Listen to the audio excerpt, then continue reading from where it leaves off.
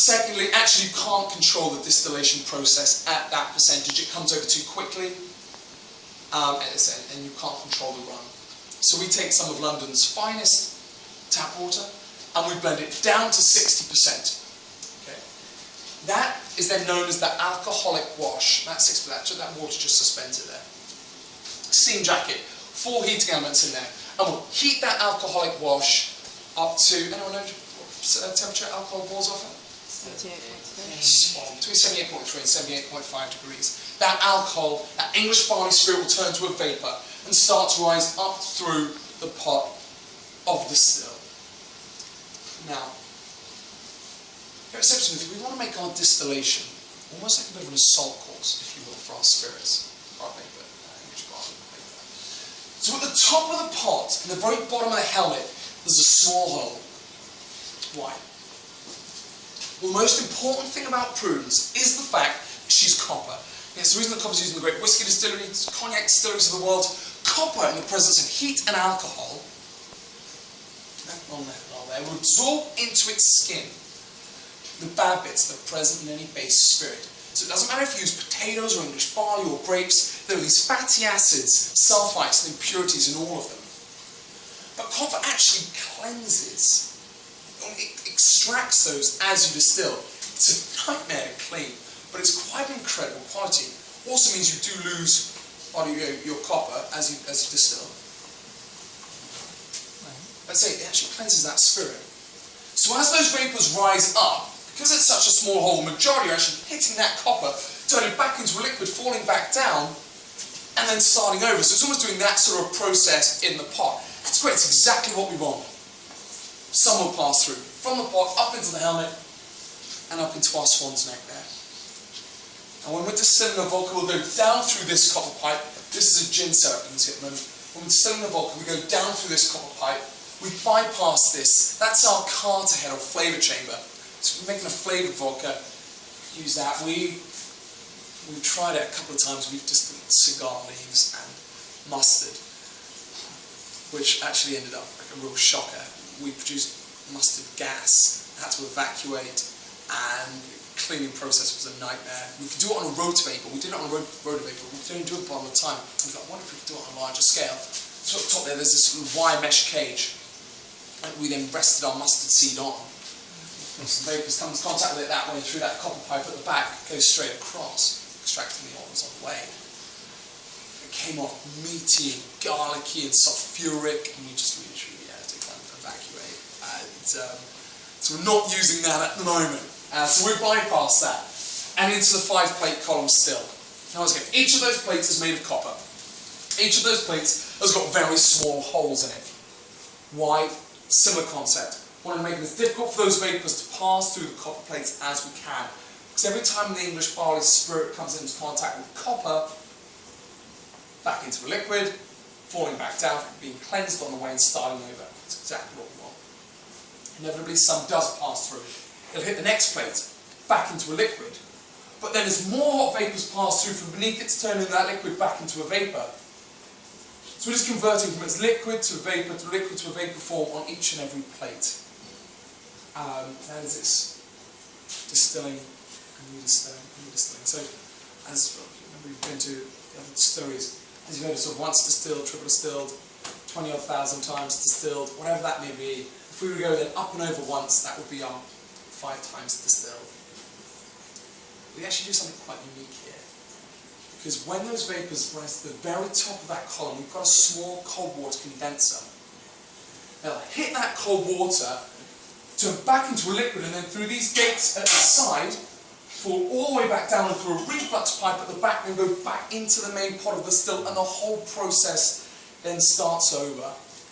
It's known as semi-continuous distillation.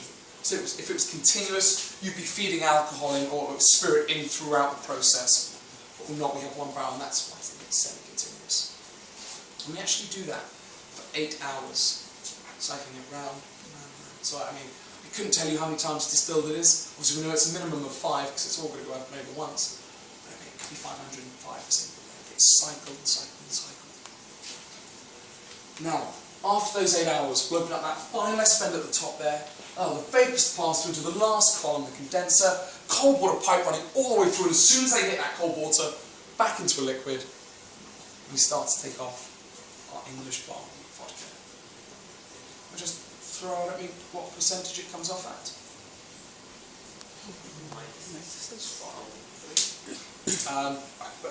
96%. Reason 4, for those who, hey buddy, how you doing?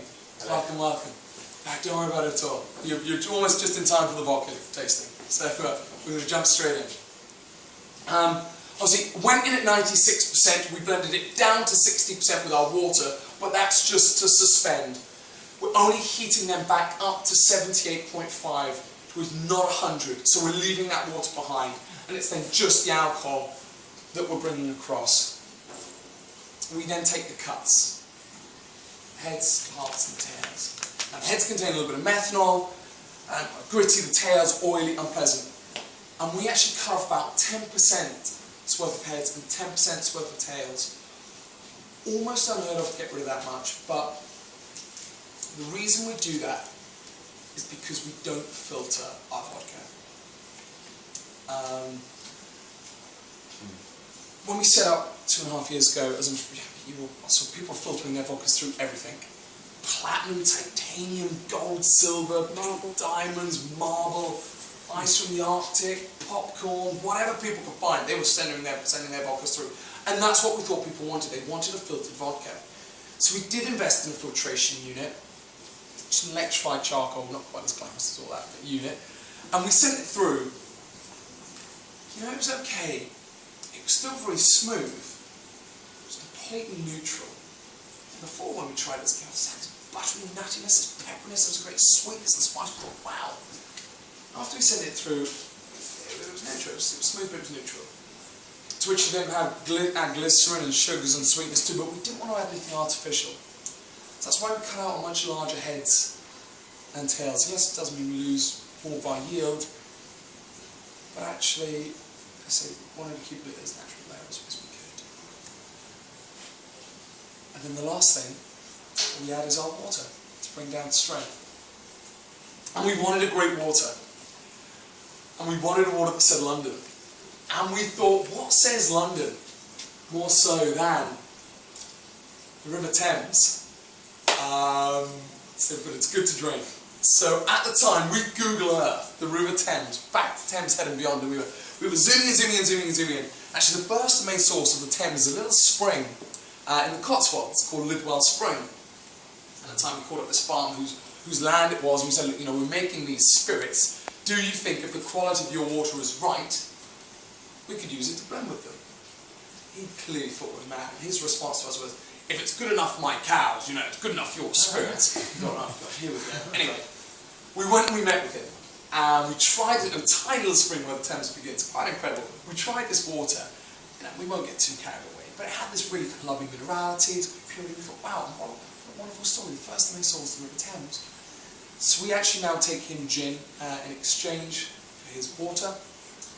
And we drive down in a street van and we pump straight out into an IBC. Water from the source of the River Thames, and that is the water that we use to blend our English barley vodka to 40% and we bottle. London's own vodka, guys. I look forward to getting your thoughts and feedback on this.